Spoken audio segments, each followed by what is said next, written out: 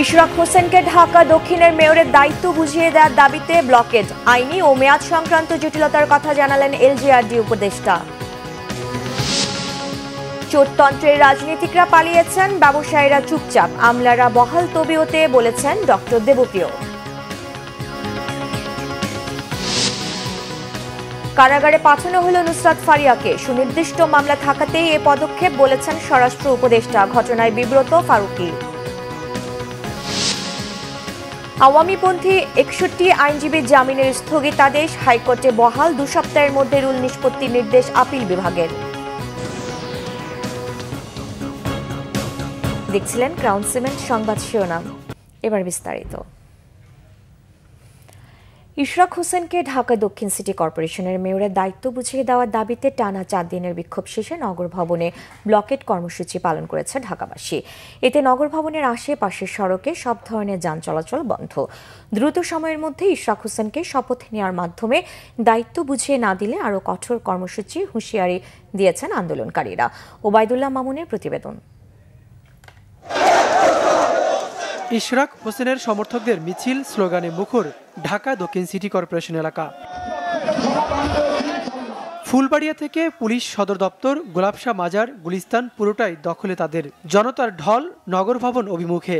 ঢাকা দক্ষিণ থেকে বিএনপি নেতাকর্মীদের খণ্ড খণ্ড মিছিল নিয়ে আসেন ঢাকা দক্ষিণ সিটি কর্পোরেশনের সামনে। বন্ধ রয়েছে সব ধরনের যান চলাচল। মেয়র হিসেবে ইশরাক হোসেনকে দায়িত্ব বুঝিয়ে না দেওয়ার প্রতিবাদে গত 4 দিন ধরে চলছে বিক্ষোভ সমাবেশ। আদালতের নির্দেশনা ও নির্বাচন কমিশন থেকে গেজেট প্রকাশের পরও ইশরাক হোসেনকে স্থানীয় সরকার মন্ত্রণালয় মেয়র হিসেবে শপথে গড়িমসি করছে বলে অভিযোগ তার সমর্থকদের। আমরা লালবাগের মানুষ, যদি প্রয়োজন হয় রক্ত দিব। আমরা লালবাগের ছেলে ইশরাকের জন্য রক্ত দিতে প্রস্তুত। আমাদের কোনো লাশ দাফন করতে টাকা লাগতো না, শেষে আমাদের এখন 4000 টাকা নেই। ইশরাক হোসেন আসলে আমাদের লাশ দাফন করা ফ্রি হয়ে যাবে, সহজ হয়ে যাবে। সকাল গড়িয়ে দুপুর ক্রমেই উত্তাল হতে থাকে নগর ভবনের সম্মুখ ভাগ। সরকার ইশরাক হোসেনকে অবিলম্বে শপথের উদ্যোগ না নিলে ঢাকাকে জনবিচ্ছিন্ন করার হুঁশিয়ারিও উচ্চারণ হয়। শপথ না করায় তাহলে আমরা সারা বাংলাদেশের গেট, ঢাকা যাত্রাবাড়ি 8টা বিভাগের গেট আমরা বন্ধ করে দেব। আমাদের মেয়রকে যতক্ষণ না পর্যন্ত শপথ বাক্য পাঠ করানো হবে ততক্ষণ আমরা রাজপথে অবস্থান নেব। গত 27 মার্চ ট্রাইব্যুনালের রায়ে ঢাকা দক্ষিণ সিটির মেয়র হিসেবে শেখ ফজলেনুর তাপসকে বিজয়ী ঘোষণার ফল বাতিল করে ইশরাক হোসেনকে মেয়র ঘোষণার পর গত 22 এপ্রিল গেজেট প্রকাশের বিষয়ে আইন মন্ত্রণালয়ের পরামর্শ চায় নির্বাচন কমিশন। ওবায়দুল্লাহ মামুন, বাংলা ভিশন, ঢাকা। দর্শক, এই মুহূর্তে নগর ভবনে আছেন আমাদের বিশেষ প্রতিনিধি মুহিবুল্লাহ মুহিব। সরাসরি যুক্ত হচ্ছি তার সাথে। মুহিব, আজকে নগর ভবন ব্লকেট কর্মসূচি সম্পর্কে জানাবেন।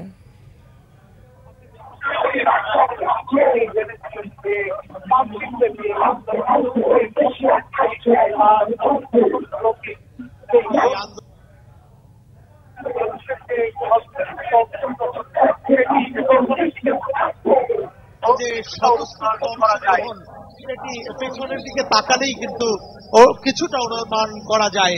সকাল থেকে মিছিল আসছে, খন্ড খন্ড মিছিলে অনেকটা সয়লাভ হয়ে গেছে এই নগর ভবনের সামনের সড়ক। এই মুহূর্তে নগরবাসী যেটি বারবার বলছেন যে আদালত যেই রায় দিয়েছে ইশরাক হোসেনকে মেয়র হিসাবে নির্বাচিত ঘোষণা করে, সেই রায়ের পরে নির্বাচন কমিশন থেকেও গেজেট প্রকাশিত হয়েছে, কিন্তু দুর্ভাগ্যজনকভাবে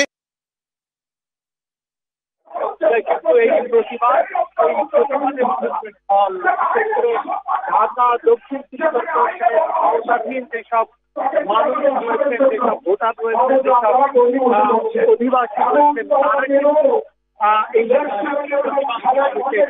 তারা যদি এই প্রতিবাদ কতক্ষণ পর্যন্ত তারা রাজপথেই এবং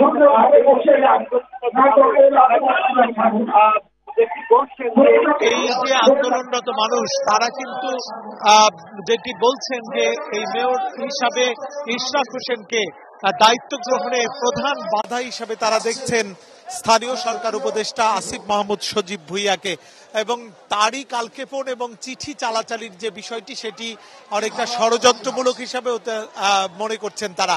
এবং তারা বলছেন যে সিটি কর্পোরেশনের যারা কর্মকর্তা কর্মচারী রয়েছেন তারা যেমন কর্মবিরতি পালন করছেন, একই সঙ্গে স্থানীয় যারা রয়েছেন তারা কিন্তু এসে এই নগর ভবনের বিশেষ করে সার্বিক কার্যক্রম অনেকটাই স্থবির। পরিষেবা সেটি নিশ্চিত করতে হলে সাদেক হোসেন খোসার সুযোগ পেলে ইশরাক হোসেনকেই মেয়র স্থানে দিচ্ছে। মুহিব, আপনাকে ধন্যবাদ। আইনি ও মেয়াদ সংক্রান্ত জটিলতা থাকায় ইশরাক হোসেনকে মেয়র পদে দায়িত্ব দেওয়ার সিদ্ধান্ত নিতে দেরি হচ্ছে বলে মন্তব্য করেছেন এলজিআরডি উপদেষ্টা আসিফ মাহমুদ সজীব ভুঁইয়া। আন্দোলনের জন্য জনভোগান্তি হচ্ছে উল্লেখ করে তিনি তাদেরকে ধৈর্য ধরার আহ্বান জানান। রাজধানীতে এক অনুষ্ঠান শেষে এসব কথা বলেন এলজিআরডি উপদেষ্টা। এখানে অনেকগুলো আইনি জটিলতা আছে, সেগুলো আমরা আইন মন্ত্রণালয়ের থেকে জানতে চেয়েছি যে কি কি ধরনের আইনি জটিলতা আছে কিংবা আছে কিনা, এবং এর বাইরেও মেয়াদ সংক্রান্ত জটিলতা আছে। এর বাইরে আবার আমরা একটা লিগ্যাল নোটিশ পেয়েছি এবং আমাদেরকে বিবাদী করে রিটও করা হয়েছে যাতে শপথ গ্রহণ করতে না দেওয়া হয়। আমরা যতদূর জানি সেটা বিচারাধীন আছে। তো এই সকল ধরনের জটিলতা নিরসন না করে আমরা কোনো সিদ্ধান্তে আসলে যেতে পারছি না। তো রিটের বিষয়টা এবং আইন মন্ত্রণালয়ের মতামত পাওয়া গেলে কোনো ধরনের আইনি জটিলতা না থাকলে শপথ দিতে কোনো অসুবিধা নেই। যারা সেখানে আন্দোলন করছেন আমরা দেখেছি বেশিরভাগই একটি নির্দিষ্ট রাজনৈতিক দলের নেতাকর্মী। আমাদের প্রত্যাশা থাকবে যে নগরবাসীর যে ভোগান্তি, এবং ভোগান্তিটা শুধুমাত্র রাস্তা বন্ধ করে দেওয়ার জন্য নয়। আপনারা জানেন যে অনেক রেগুলার অ্যাক্টিভিটিস, রেগুলার কাজ আছে সিটি কর্পোরেশনের, সেগুলো এক ধরনের স্থবিরতা হয়ে আছে। এই ভোগান্তি নিরসনের জন্য ওনারা ধৈর্য দেখাবেন এবং এই যে আইনি জটিলতাগুলো আছে হাইকোর্টে বিচারাধীন আছে, হাইকোর্টের প্রতিও সম্মান প্রদর্শন করবেন এবং ধৈর্য ধরবেন আর কি। বিএনপি ক্ষমতায় গেলে স্কুল হান্টের মাধ্যমে খেলোয়াড় তৈরি এবং ক্রীড়াঙ্গনকে আন্তর্জাতিক পর্যায়ে নিয়ে আসার নানা পরিকল্পনার কথা জানালেন দলটির ভারপ্রাপ্ত chairman Tarique Rahman. Arafat Rahman Koko memorial cricket টুর্নামেন্টে পুরস্কার বিতরণী অনুষ্ঠানে প্রধান অতিথির বক্তব্য রাখেন তিনি। 18 মে লন্ডনের অভিজাত মিলেনিয়াম হোটেলে এই অনুষ্ঠানের আয়োজন করা হয়। বিস্তারিত জানাচ্ছেন যুক্তরাজ্য প্রতিনিধি মোহাম্মদ আব্দুল হান্নান। বাংলাদেশের মুখে উজ্জ্বল করেছিল। 5 আগস্ট গণ অভ্যুত্থানের পর লন্ডনে কোনো অনুষ্ঠানে ভাষণ দিলেন বিএনপির ভারপ্রাপ্ত চেয়ারম্যান তারেক রহমান। তবে রাজনৈতিক বক্তব্য না রেখে দেশের ক্রীড়াঙ্গনকে নিয়ে তার ভবিষ্যৎ পরিকল্পনা তুলে ধরেন। বক্তব্যের শুরুতে প্রয়াত ছোট ভাই আরাফাত রহমান কোকোর ক্রীড়াঙ্গনের প্রতি ভালোবাসা ও অবদানের কথা স্মরণ করেন তিনি। লন্ডনে বিগত কয়েক বছর ধরে অনুষ্ঠিত হয়ে আসছে আরাফাত রহমান স্মৃতি ক্রিকেট টুর্নামেন্ট। বাংলাদেশের জাতীয় দলের ক্রিকেট খেলোয়াড়রাও অংশ নিয়ে থাকেন এই টুর্নামেন্টে। 2024-এর চ্যাম্পিয়ন টিম হবিগঞ্জ ফাইটার এবং runner up team greater Faridpur দলের বিজয়ীদের মধ্যে পুরস্কার তুলে দেন তারেক রহমান। এদিকে তারেক রহমান বক্তব্যে আরও বলেন, বিএনপি ক্ষমতায় গেলে খেলোয়াড় তৈরি করার জন্য স্কুল পর্যায় থেকে ট্যালেন্ট হান্ট খুঁজে বের করা হবে। আমরা বাংলাদেশের শিক্ষাটাকে বিশেষ করে প্রাইমারি এবং সেকেন্ডারি স্কুলে যে শিক্ষাটা, এটাকে আমরা একটু ভিন্নভাবে সাজিয়ে তুলতে চাই। সেটি কি? সেটি হচ্ছে যে ছেলেমেয়েরা শুধু পড়ালেখা করবে, রাত দিন পড়ালেখা করবে, এটা কেমন কথা? যেই ছেলেটা খেলাধুলা করবে তাকে যদি পড়ালেখার ভালো সুযোগ করে দেওয়া যায় তার কিন্তু পড়ালেখাটাও ভালো হবে। কাজেই পড়ালেখায় ভালো করতে হলে অবশ্যই খেলাধুলা করতে হবে। এছাড়াও তারেক রহমান বলেন, শিক্ষার্থীদের খেলাধুলার বিষয়ে আরো বেশি জোর দেওয়া প্রয়োজন। লন্ডনের উদাহরণ টেনে বলেন, ঢাকার প্রতি 2 ওয়ার্ডে একটি সবুজ মাঠ তৈরি করা হবে যাতে শিশুরা সোশ্যাল মিডিয়ায় আসক্ত না হয়ে খেলাধুলার প্রতি আকৃষ্ট হন। ঢাকা শহরে আমাদের 100টা ওয়ার্ড। আমরা কি একটা জিনিস করতে পারি না? আমরা যদি একটা পরিকল্পনা গ্রহণ করি, অন্তত প্রতি 2টো ওয়ার্ডের মাঝখানে 2 বিঘা না 3 থেকে 4 বিঘা একটা জায়গা যদি আমরা বের করে নিই, একটা সবুজ জায়গা, সেখানে বাচ্চারা খেলবে, মুরব্বীরা বয়স্করা যারা আছেন যাদের প্রয়োজন তারা সেখানে হাঁটবেন। এখন যে আমরা ছেলেদেরকে বলছি, ছেলেমেয়েদেরকে বলছি যে খেলাধুলা করতে হবে, বাচ্চারা খেলবেই বা করতে হবে, মাটি তো নাই। অনুষ্ঠানে আরও বক্তব্য রাখেন ঢাকা মহানগর উত্তর বিএনপির সদস্য সচিব ও সাবেক ফুটবলার আমিনুল হক, দলের কেন্দ্রীয় সাংগঠনিক সম্পাদক ও সাবেক ভূমি উপমন্ত্রী রুহুল কুদ্দুস তালুকদার দুলু, জাতীয় ক্রিকেট দলের সাবেক অধিনায়ক মোহাম্মদ আশরাফুল, আরাফাত রহমান কোকো মেমোরিয়াল ট্রাস্টের সরফরাজ আহমেদ শরফুর পরিচালনায় ও আবু নাসের শেখের সভাপতিত্বে অনুষ্ঠানটির সার্বিক আয়োজনে ছিলেন ফারুক হোসাইন, আমিন ইসলাম, তুহিন মোল্লা প্রমুখ। অনুষ্ঠানে তারেক রহমান প্রায় 20 মিনিটের মতো বক্তব্য রাখেন। তার বক্তব্যে তিনি বলেন দেশের ক্রীড়াঙ্গনকে আন্তর্জাতিক পর্যায়ে নিয়ে আসার জন্য সবকিছু করতে চান তিনি। এছাড়াও দেশে দ্রুততম সময়ে নির্বাচনেরও দাবি জানালেন বিএনপির ভারপ্রাপ্ত চেয়ারম্যান তারেক রহমান। মোহাম্মদ আব্দুল হান্নান, বাংলা ভিশন, যুক্তরাজ্য। আওয়ামী লীগ সরকারকে চোরতন্ত্র আখ্যা দিয়ে centre for policy dialogue CPD সম্মানীয় ফেলো ডক্টর দেবপ্রিয় ভট্টাচার্য বলেছেন, ব্যবসায়ীরা এখন চুপচাপ আর আমলারা আছেন বহাল তবিয়তে। রাজধানীর একটি হোটেলে এসজিডি বাস্তবায়নে নাগরিক প্ল্যাটফর্ম আয়োজিত আগামী বাজেট নিয়ে আলোচনা সভায় এই কথা বলেন তিনি। ডক্টর দেবপ্রিয় ভট্টাচার্য বলেন, এই সরকারের মধ্যমেয়াদী কোনো পরিকল্পনা নেই। আগের সরকারের ফিসক্যাল কাঠামোর উপর দাঁড়িয়েই আসছে নতুন বাজেট প্রণয়নের ক্ষেত্রে বিভিন্ন পর্যায়ে সবার সাথে যে আলোচনা করা দরকার ছিল সরকারের পক্ষ থেকে তা দেখা যায়নি। চলতি অর্থবছরে জিডিপি প্রবৃদ্ধি 4% এবং করভিত্তিক জিডিপি অনুপাত 10%-এর নিচে থাকবে বলেও মনে করেন তিনি। অর্থনৈতিক সংস্কারে সরকারের সমন্বয়তা, স্বচ্ছতা ও সহযোগিতার অভাব রয়েছে বলেও মন্তব্য করেন দেবপ্রিয়। বৈঠকে সিপিডির সম্মানীয় ফেলো ডক্টর মুস্তাফিজুর রহমান বলেন, পাচার করা অর্থের আকার অনেক বড়, সেটাকে ফেরত আনতে সর্বোচ্চ গুরুত্ব দিতে হবে বলেও মন্তব্য তার। অভিনেত্রী নুসরাত ফারিয়া জামিন নামঞ্জুর করে কারাগারে পাঠানোর আদেশ দিয়েছেন আদালত। এর আগে ভোরে তাকে রাজধানীর ভাটারা থানা থেকে আদালতে নেওয়া হয়। প্রতিবেদন সাপেক্ষে আগামী বৃহস্পতিবার পরবর্তী জামিন শুনানির দিন ধার্য করা হয়েছে। রবিবার দুপুরে থাইল্যান্ড যাওয়ার সময় হযরত শাহজালাল আন্তর্জাতিক বিমানবন্দর থেকে নুসরাত ফারিয়াকে আটক করে ইমিগ্রেশন পুলিশ। পরে তাকে ভাটারা থানা পুলিশের কাছে হস্তান্তর করা হয়। পরে থানা থেকে তাকে ডিবি কার্যালয়ে নেওয়া হয়। সেখানে তাকে জিজ্ঞাসাবাদ শেষে জুলাই গণঅভ্যুত্থানের সময় ভাটারা থানার হত্যা চেষ্টা মামলায় গ্রেফতার দেখানো হয়।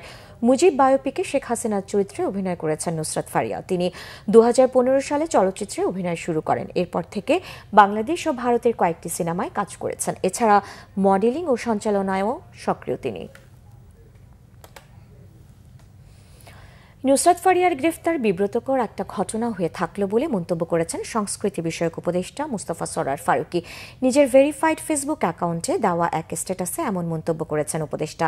স্ট্যাটাসে তিনি লেখেন, সাধারণত চেষ্টা করেন মন্ত্রণালয়ের কাজের বাইরে কথা না বলতে, কিন্তু নিজের তো একটা পরিচয় আছে। তিনি নিজেও এই ইন্ডাস্ট্রিরই মানুষ। 2 দিন পর সেখানেই ফিরে যাবেন। নুসরাত ফারিয়ার গ্রেফতার বিব্রতকর একটা ঘটনা হয়ে থাকলো। সরকারের কাজ জুলাইয়ের প্রকৃত অপরাধীদের বিচার করা। ঢালাও মামলার ক্ষেত্রে সরকারের পরিষ্কার অবস্থান, প্রাথমিক তদন্তে সংশ্লিষ্টতা না থাকলে কাউকে গ্রেফতার করা হবে না এবং সেই নীতি অনুসরণ করা হচ্ছিল। সাবেক রাষ্ট্রপতি আব্দুল হামিদের প্রসঙ্গে টেনে এনে ফারুকী লেখেন, ফারিয়ার বিরুদ্ধে এই মামলা তো অনেকদিন ধরেই ছিল। সরকারের পক্ষ থেকে তদন্ত শেষ হওয়ার আগে গ্রেফতারের কোনো উদ্যোগ নেওয়ার বিষয় তার নজরে আসেনি, কিন্তু এয়ারপোর্টে যাওয়ার পরে এই ঘটনাটি ঘটে। আওয়ামী লীগের সাবেক রাষ্ট্রপতি আব্দুল হামিদের বিদেশ গমনকে কেন্দ্র করে ক্ষোভের পর ওভার নার্ভাসনেস থেকেই হয়তোবা এইসব ঘটনা ঘটে থাকতে পারে বলেও মন্তব্য করেন মুস্তফা সরোয়ার ফারুকী।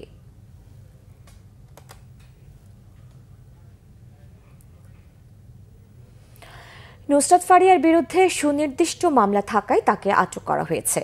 তদন্তে নির্দোষ প্রমাণিত হলে ছেড়ে দেওয়া হবে বলে জানিয়েছেন স্বরাষ্ট্র উপদেষ্টা অবসরপ্রাপ্ত লেফটেন্যান্ট জেনারেল জাহাঙ্গীর আলম চৌধুরী। সচিবালয়ে ঈদ উল আজহা উপলক্ষে আইন শৃঙ্খলা সংক্রান্ত সভা শেষে তিনি একথা বলেন। স্বরাষ্ট্র উপদেষ্টা বলেন, কেউ যেন ভোগান্তির শিকার না হয় এজন্য ব্যবস্থা নেওয়া হয়েছে। কোনো নিরপরাধ ব্যক্তি যেন গ্রেফতার না হয় তা নিশ্চিত করা হচ্ছে। জানান, অভিনেত্রী নুসরাত ফারিয়ার বিরুদ্ধে তদন্ত শেষ হয়নি। মামলা আছে কি না তা নয়, বিদেশ যাত্রায় নিষেধাজ্ঞার বিষয়ে একটি নীতি আছে তা মানা হয়েছে। উপদেষ্টা জানান, গরুর হাটের ভেতরে ট্রাক নিয়ে তারপর পশু নামাতে হবে। আগেই ট্রাকের সামনে ব্যানার দিতে হবে যে কোন হাটে নেওয়া হবে। আগামী বছর থেকে 5% হাসিলের বদলে 4% নেবার অনুরোধ করা হয়েছে। ঈদের আগে 5 দিন ও পরে 3 দিন ব্ল্যাকহেড চলাচল বন্ধ থাকবে। ট্রাক বা নৌযানে অতিরিক্ত পশু পরিবহন করা যাবে না। অযৌক্তিক দাবি নিয়ে কেউ সড়কে নামলে আইনশৃঙ্খলা বাহিনী ব্যবস্থা নেবে। সড়ক অবরোধ করে মানুষের ভোগান্তি যেন কেউ না করে সে ব্যাপারেও সতর্ক করে দেন স্বরাষ্ট্র উপদেষ্টা। অবশ্যই ব্যবস্থা নিব। আমরা বলছি শুধু দুষ্কৃতিকারী যেন আইনের আওতায় আসে এবং শাস্তি ভোগ করে, কোনো একটা নিরীহ লোক যেন কোনো অবস্থায় শাস্তি ভোগ যেন না করে, এই ব্যবস্থা আমরা অবশ্যই নিব। না, গতকালে ওনার এগেস্টে তো আমরা ইনভেস্টিগেশন তো শেষ হয় নাই। ইনভেস্টিগেশন শেষ হইলে ইনভেস্টিগেশন শেষ হওয়ার আগে তো বোন আমি বলতে পারবো না যে এখন তার নামে যদি কেস থাকে আপনি কি করবেন? আপনি তো আবার যদি ছেড়ে দিলে আবার আপনি কিন্তু বোন বলবেন স্যার আপনি ছেড়ে দিচ্ছেন। আওয়ামীপন্থী 61 জন আইনজীবীর জামিন স্থগিতের আদেশ বহাল রেখেছে হাইকোর্ট। সেই সাথে 2 সপ্তাহের মধ্যে রুল নিষ্পত্তির নির্দেশও দেন আপিল বিভাগ। সোমবার সকালে জুবাইর রহমান চৌধুরী নেতৃত্বাধীন 3 বিচারপতির আপিল বিভাগ চেম্বার আদালতের দেয়া জামিন স্থগিতের আদেশ বহাল রাখেন। এর আগে সরকার বিরোধী আন্দোলনের সময় আইনজীবীদের মারধর ও হত্যা চেষ্টার মামলায় 22 এপ্রিল আওয়ামীপন্থী 61 জন আইনজীবীকে জামিন দেন হাইকোর্ট। বিচারপতি আবু তাহের মোহাম্মদ সাইফুর রহমান ও বিচারপতি কাজী এবাদত হোসেনের হাইকোর্ট বেঞ্চ তাদের জামিন দেন। পরে জামিন স্থগিত চেয়ে চেম্বার আদালতে আবেদন করে রাষ্ট্রপক্ষ। বৈষম্য বিরোধী আন্দোলনের সময় ঢাকা আইনজীবী সমিতির সদস্যদের উপর হামলা, আইনজীবীদের চেম্বার ভাঙচুর ও হত্যা চেষ্টার অভিযোগে আওয়ামীপন্থী 144 আইনজীবীর বিরুদ্ধে মামলা করা হয়। পরে 115 আইনজীবী উচ্চ আদালত থেকে 8 সপ্তাহে জামিন নেন। বাংলা ভিশনের ন্যাশনাল ডেস্ক ইনচার্জ ও জ্যেষ্ঠ বার্তাকক্ষ সম্পাদক শাফিন খান হৃদরোগে আক্রান্ত হয়ে ইন্তেকাল করেছেন। ইন্নালিল্লাহি ওয়া ইন্নালিল্লাহি রাজিউন। সোমবার সকালে হঠাৎ অসুস্থ হয়ে পড়লে তাকে রাজধানীর মগবাজারে ঢাকা কমিউনিটি মেডিকেল কলেজ হাসপাতালে নেওয়া হয়। সেখানে কর্তব্যরত চিকিৎসক তাকে মৃত ঘোষণা করেন। 19 বছরেরও বেশি সময় ধরে বাংলা ভিশনে একনিষ্ঠভাবে কাজ করেছেন তিনি। শাফিন খানের জন্ম ও বেড়ে ওঠা সাতক্ষীরা শহরের মুঞ্জিতপুরে। মৃত্যুকালে এক ছেলে ও এক মেয়ে রেখে গেছেন তিনি। তার মৃত্যুতে বাংলা ভিশন পরিবারের শোকের ছায়া নেমে এসেছে। ঢাকায় জানাজা শেষে সাতক্ষীরায় নিজ শহরে দাফন করা হবে তাকে। সংবাদ শেষ করব ক্রাউন 7 শিরোনামগুলো আরেকবার জানিয়ে। ইশরাক হোসেনকে ঢাকা দক্ষিণের মেয়রের দায়িত্ব বুঝিয়ে দেওয়ার দাবিতে ব্লকেট আইনি ও মেয়াদ সংক্রান্ত জটিলতার কথা জানালেন এলজি রাজ্য উপদেষ্টা। চোরতন্ত্রের রাজনীতিকরা পালিয়েছেন, ব্যবসায়ীরা চুপচাপ, আমলারা বহাল তবিয়তে, বলেছেন ডক্টর দেবপ্রিয়। কারাগারে পাঠানো হলো নুসরাত ফারিয়াকে, সুনির্দিষ্ট মামলা থাকাতে পদক্ষেপ, বলেছেন স্বরাষ্ট্র উপদেষ্টা। ঘটনায় বিব্রত ফারুকী। আওয়ামীপন্থী 61 আইনজীবী জামিনের স্থগিতাদেশ হাইকোর্টে বহাল। 2 সপ্তাহের মধ্যে রুল নিষ্পত্তির নির্দেশ আপিল বিভাগের। এই ছিল এখনকার মতো। পরের সংবাদ বিকাল 4টায়। এর আগে 3টায় নিউজ টপ 10। এছাড়া বাংলা ভিশন সংবাদ ও সংবাদ সংশ্লিষ্ট অনুষ্ঠান দেখতে ভিজিট করুন www.vvnews24.com ও facebook.com/banglavisionnews এবং সাবস্ক্রাইব করুন youtube.com/banglavisionnews। ধন্যবাদ।